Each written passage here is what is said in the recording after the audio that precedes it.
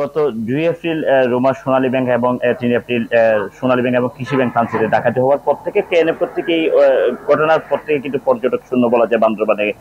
রমজানের ঈদে যেমন পর্যটক শূন্য ছিল, এবারে যে সামনে পর্যটন ঈদুল আজহাকে সামনে যে পর্যটনের আকর্ষণে হোটেল মোটেলগুলো নতুন রূপে সজ্জিত করা হয়েছে, বিভিন্ন গাড়িগুলো প্রস্তুত রাখা হলো, কিন্তু এখন আশা অনুরূপ কোনো জায়গায় কোনো হোটেলে বুকিং নাই বললেই চলে।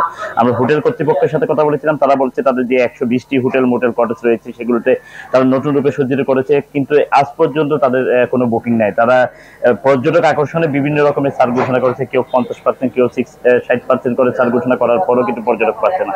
অন্য পাশ থেকে যে 400 থেকে 450 যে পর্যটকবাহী পরিবহন রয়েছে তাদের সাথে কথা বলেছিলাম, তারা বলছে গত এপ্রিলের পর থেকে কিন্তু পাহাড়ের যে বিষয়গুলো রয়েছে সেগুলোর কারণে কিন্তু এখানে পর্যটকের শূন্য হওয়ার কারণে তারা খুব কষ্টে দিন যাপন করছে।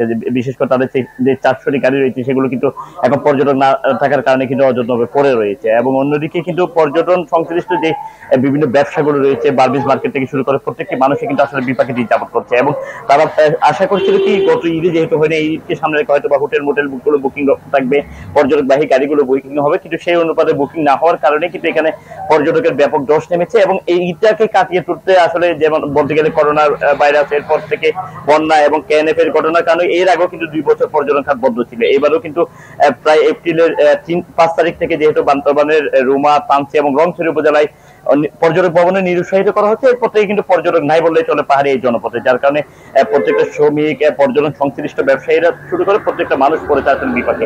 আমরা এই বিষয়ে জেলা প্রশাসক সামুদায়িকের সাথে কথা বলেছিলাম, তিনি আমাদেরকে যেটি জানিয়েছে বান্দরবানের 3 উপজেলায় অভিযান চলার কারণে কিন্তু সেই উপজেলাগুলোতে পর্যটক ভবনে কিছুটা নিরুৎসাহিত করা হচ্ছে নিরাপত্তা জনিত কারণে।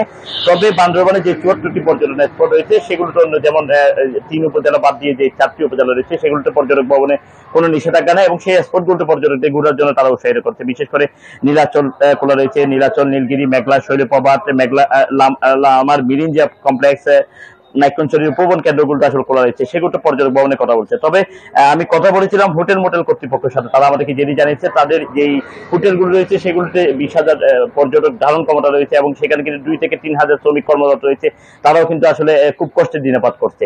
সব মিলিয়ে পর্যটন খাতে যেই ক্ষতিটা সেটি আসলে পুষিয়ে তুলতে তারা এই ঈদকে সামনে রেখে যেটি মনে করছিল সেটি তারা কোনোভাবে পারবে না বলে বলছে। এখনো পর্যন্ত বান্দরবানে কোনো হোটেল মোটেলে আসলে বুকিং বলতে গেলে শূন্যের কোটায় রয়েছে এবং পর্যটকবাহী গাড়িগুলো শূন্যের কোটায় রয়েছে, যার কারণে এই ঈদে পর্যটকের একটি ব্যাপক দোষ বলে তারা আসলে মনে করছে। জুবাইর,